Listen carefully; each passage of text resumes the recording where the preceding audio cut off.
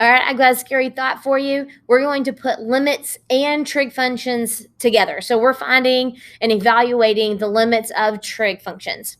So let's take a look. This is going to be another long video. I'm going to try my best to make it as short as possible and get as much information as I can to you. So we've looked and evaluated trig limits that is basically just straight substitution. So that's not too scary. So if we are going to find the limit as theta approaches 2 pi over 3 of sine of 3 theta divided by 3 theta, that's just straight substitution. That's going to be the sine of 3 times 2 pi over 3 divided by 3 times 2 pi over 3, which ends up being the sine of 2 pi divided by 2 pi, which then is the sine of 2 pi is 0 divided by 2 pi. You can have 0 in the numerator. Just 0 divided by something is going to be 0. So straight substitution with a number where it's evaluated at, where it's basically defined. Same thing as theta approaches a pi for 2 times cosine squared of theta. Remember that this is the same thing as the limit. I'm going to go ahead and rewrite it like this. This is the limit as theta approaches pi of 2. Actually, I'm going to write this 2 out front. This is going to be 2 times. And then of the cosine theta squared. So we could rewrite it like that with that constant out front, and then it's just cosine squared of theta. And so then I'm going to use substitution. So I'm going to have 2 times the cosine of pi squared, since theta is approaching pi. And so that's going to be 2 times negative 1 squared. Negative 1 squared is 1 times 2, which is going to give me 2 here. Okay, so straight substitution where the trig function is defined. Now, both of these, theta is approaching a value that where the function is defined.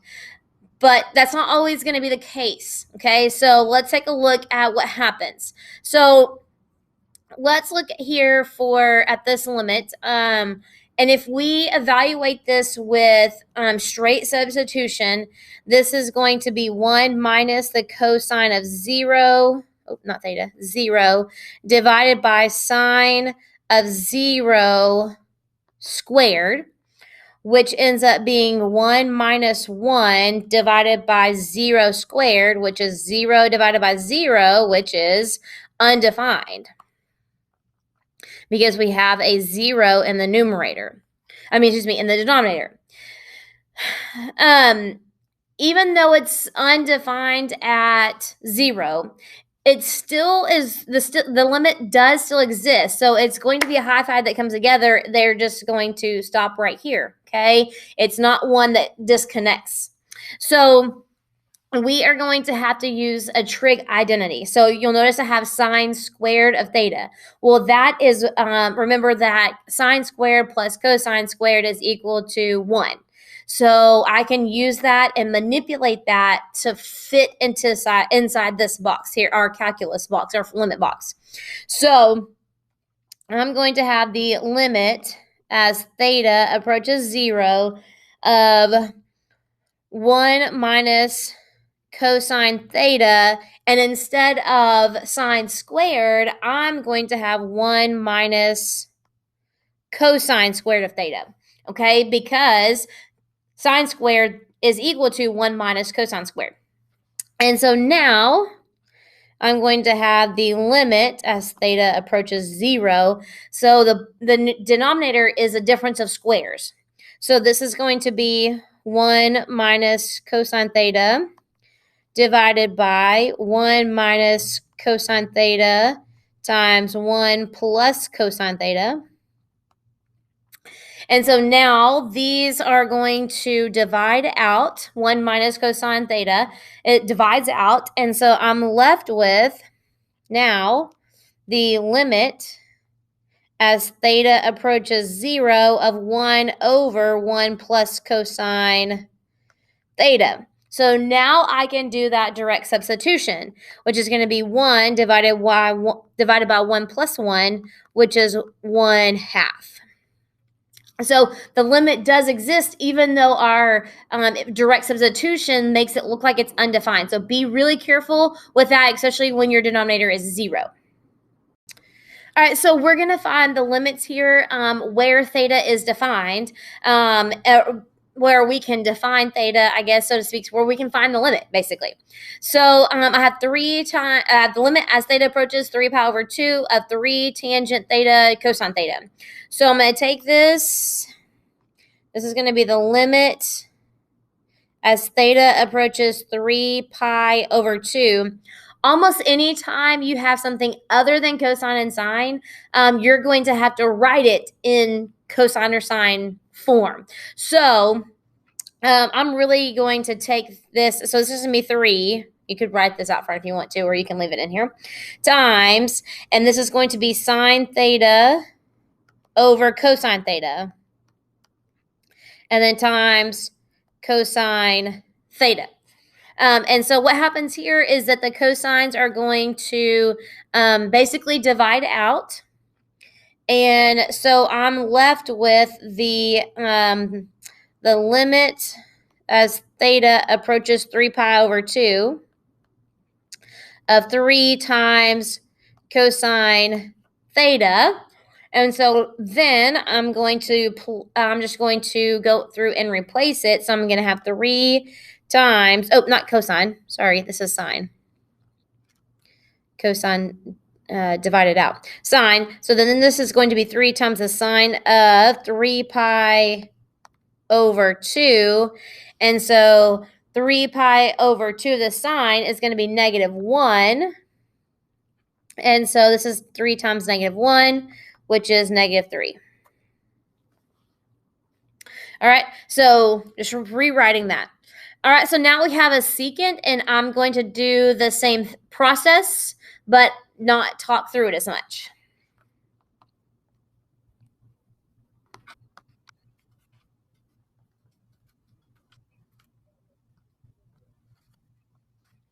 All right, and then in example 3, we have the limit as theta approaches pi of cosine theta tangent theta over sine theta. So remember, I'm going to change tangent to sine theta over cosine theta and then simplify from there.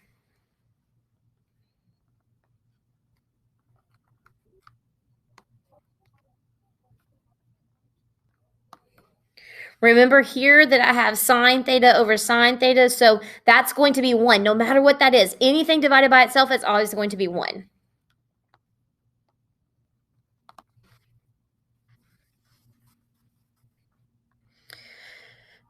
Okay, so just like all the other limits, direct substitution should be tried first.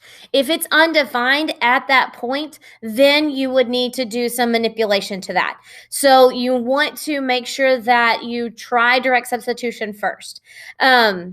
Occasionally, it's not even possible to rewrite something that's undefined. So we're going to talk about and look at some of those things. And so this is just some of those that you're just going to have to memorize. And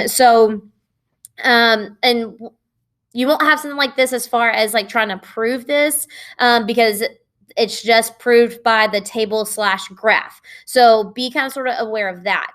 So remember that you can always use a graph or a table if this is part of the calculator part. But if not, you would have to be able to do this by hand. So when we fill in, I'm going to fill in this table. This is going to be sine theta over theta. So notice that I'm basically looking at to see how these are going to be approaching and getting really, really close to 0. But remember, if theta is 0, it's going to be undefined because I can't divide by 0. So I'm going to fill this table in, and then we're going to look at this. Okay, so the values on the left ends in black are the numbers that are approaching 0 from the left. So that's going to be this first one. So you can see that they're getting really, really close to 1. And then the numbers on the right are getting really, really close to 0. So those values are going to be approaching 0 from the right. And so this one is also 1. So by definition, remember when we talked about the definition of a limit as far as it existing, the limit from the right has to be the same as the limit from the left. And so then those would make 1. Okay, so this is kind of like the trig identities as far as like a limit goes, because you need to know that the limit as x approaches 0 of sine theta over theta is always 1. So note that this is a 1 theta, and this is a 1 theta, and this is a 1 theta. So that's all the same value. So that is a very, very important that you pay close attention to, because if it's not that, then we're going to have to make it fit inside that box to make it work. So now we have the same thing here. We have where the sine of 3 theta divided by 3 theta. And so now we're going to fill in the table here. All right, so you'll notice I filled in the table here. You'll notice that they look exactly the same as when we just had the table before. So the sine of 3 theta over 3 theta as 0 approaches, as theta approaches 0 from the left in the black, you'll notice it's approaching 1. Same thing as it's approaching from the right. And so by definition, it has to be defined, and it has to be defined at that same number, which is 1. So by this, we can say that any constant, doesn't matter what it is, as long as it's the same constant in the numerator as it is in the denominator, then this limit is going to approach 1.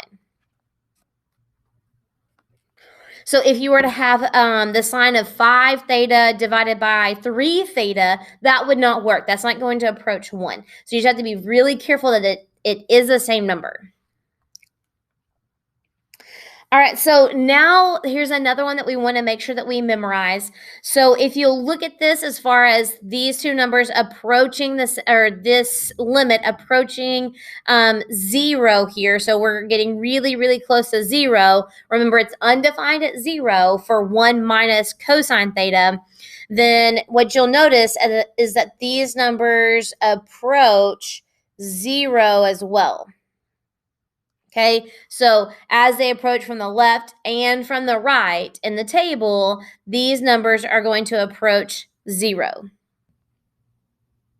Okay, so what you'll notice here after we fill this table in is that these values are going to get closer and closer to 0, obviously never touching 0 because 0 is undefined. But we still, as theta approaches 0 from the left, which would be in the black, that those numbers are getting really, really close to 0. From the right, those numbers are getting really, really close to 0. So then by definition, the limit as theta approaches 0 of 1 minus cosine theta over theta is going to be 0. So these two, sine theta over theta, or any kind of constant, same thing with 1 minus cosine theta over theta. Those two are special trig functions that can be derived using, and to find trig functions whenever direct substitution or just straight manipulation just cannot be used. So let's look here and see what we can do as far as so let's look at a couple of examples of this. So remember, the first thing that we want to do here is use, for example, we want to use direct substitution and make sure that doesn't work. So I'm going to have e to the 0 times the cosine of 0 divided by 4. Well, e to the 0 is 1. The cosine of 0 is 1, so 1 times 1 divided by 4, which just ends up being 1/4. Okay, so the next one, if I use direct substitution, I'm going to get a 0 in the denominator. So that one cannot work with direct substitution. So I'm going to, and I have 4 theta in the numerator, and I don't have 4 theta in the denominator. But I can multiply by 1, which I can multiply by 4 over 4, make that happen. So if I multiply this by 4 over 4, this is going to be the limit as theta approaches 0 of 4 times sine of 4 theta over 4 theta. So now I have that. But I'm going to move this constant out front. So I have 4 times the limit as theta approaches 0 of sine of 4 theta over 4 theta. And remember that we know that this approaches 1. So therefore, I'm going to get 4 times 1, which is just 4. Okay, so let's look here. So we have the sine of 2x divided by the sine of 3x. We're looking at the limit as x approaches 0. Again, direct substitution is going to be undefined. So I need to do some manipulation first. Now, if I can't just multiply by 1 this time because that's not necessarily going to work. I'm going to get there. So I am going to end up multiplying by 1. It's just going to take me a little while. So I am going to rewrite this as the limit as x approaches 0 of 1/3 times sine of 2x over x. Because if I were multiplied top times top, bottom times bottom, those two are going to be equal. So this expression and that expression are going to be equal, so I didn't do any changing to it. Okay, you can't change something. We can't just say, hey, we're going to take this limit. No, I'm going to take the limit of that thing instead of this thing. I want the limit of this thing. So now I can multiply by 1, and I'm going to multiply by 2 over 2 because I want this to be, this denominator to be 2. So I'm going to take this 1/3 right out front. This is going to be the sine, the limit as x approaches 0 of 2 sine 2x over 2x. And now I'm going to take that 2 out front as well. So this is going to be 2/3 times the limit as x approaches 0 of sine 2x over 2x. Whew, okay. Now I know that this goes to 1. So I have 2/3 times 1, which is 2/3. Whew, okay. This one ends up working out just like we had before, so I'm just going to work it out and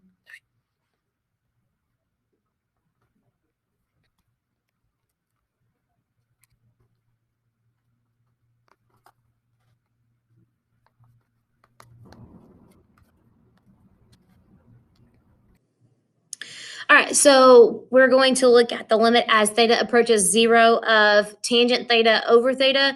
So on ones like this one, remember we want to rewrite tangent because direct substitution does not work. So 0 plugging in for theta doesn't work because we would get 0 in the denominator. So I need to do some manipulation. So if it still doesn't work after I've manipulated it, then the limit does not exist.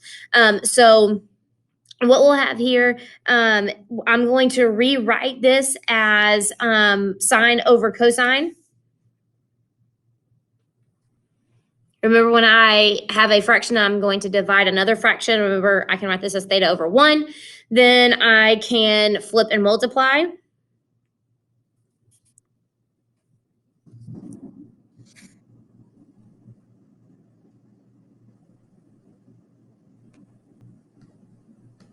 So here I rewrote this, and I made it look like I want it to look because, again, you're trying to do stuff to fit this inside the box, but it has to be mathematical. You can't just start making up your own math.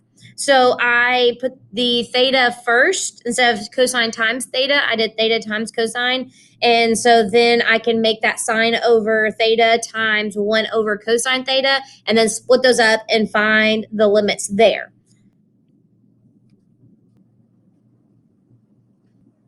So one of those problems that we work out for a long time, and the answer is 1. I know that's frustrating sometimes, but 1 is still an answer. All right, so we have the limit as theta approaches 0 of 2 minus 2 cosine squared theta. So the first thing I'm going to do, divide by theta. Direct substitution does not work because I would have a 0 in the denominator.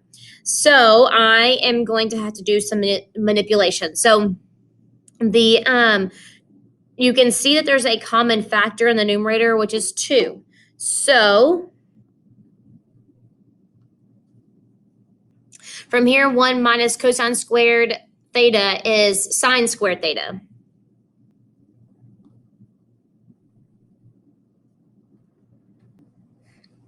All right, so here's some major manipulation. So basically all I did here was rewrite it in the longer form. So we had sine squared of theta. I went ahead and broke those up as sine times sine. So I have sine theta times sine theta, which would be here times here, and then times 2, which still works out to be equal.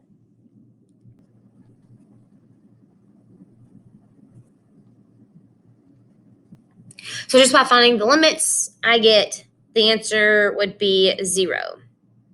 So we have the limit as theta approaches 0 of 1 minus cosine theta plus sine of 2 theta, all divided by theta.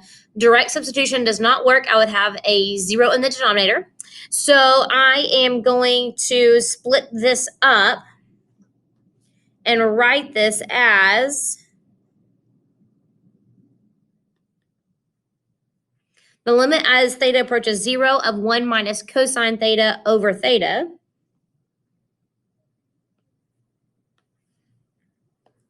Plus sine 2 theta over theta. So all I did was split that up, and I had to have theta on both of those because I'm adding. So if I were to add those two together, fraction, remember the denominator stays. So I'm kind of breaking that apart.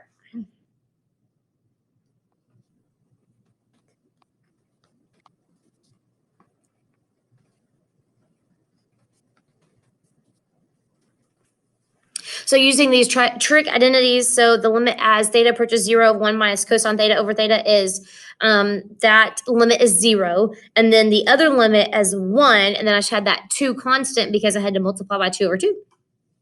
All right, so I have some cosecants here. Let's go ahead and we'll treat cosecant just like we treat tangent, and we'll go in and write this in terms of sine and cosine.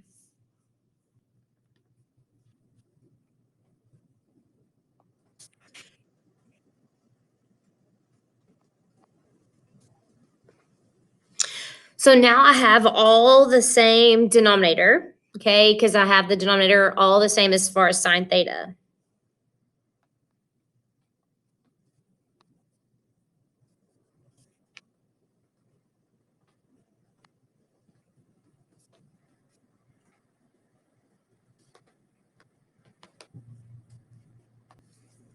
So this basically came down to as easy as 1 plus 1 equals 2. I don't know why you didn't see it at the very beginning, but clearly 1 plus 1 is equal to 2 from all of this. Yeah, it was pretty tricky.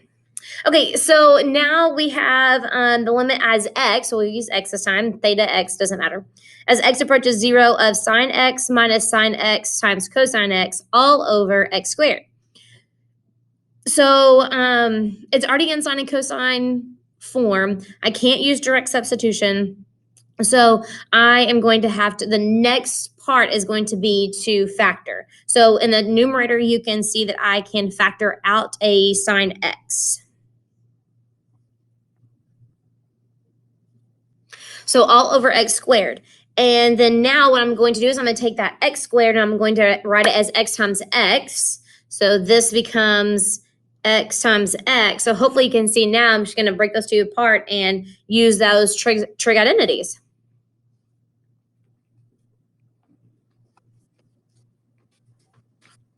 So this one, to me, looking at it, this one looks way uglier, but it really is, to me, a little bit more simplistic in that we don't have to use, as many tricks, I guess you could say. All I did was factor and then use the trig identity. So it wasn't as difficult as it may have seemed. All right, so this is a long video, and I do apologize for that, but you just kind of, I wanted you to see all the different examples here for trig, but so I'm going to try to make this video as short as possible with just kind of fast forwarding through some of the work, and then being able to still show you these trig things, because you definitely need to work on these and definitely need to get better at them and more comfortable, because we need lots of trig as we go through calculus. So that's it for the limit of trig functions. We're fixing a round out limits, and we're moving on to derivatives. Woohoo!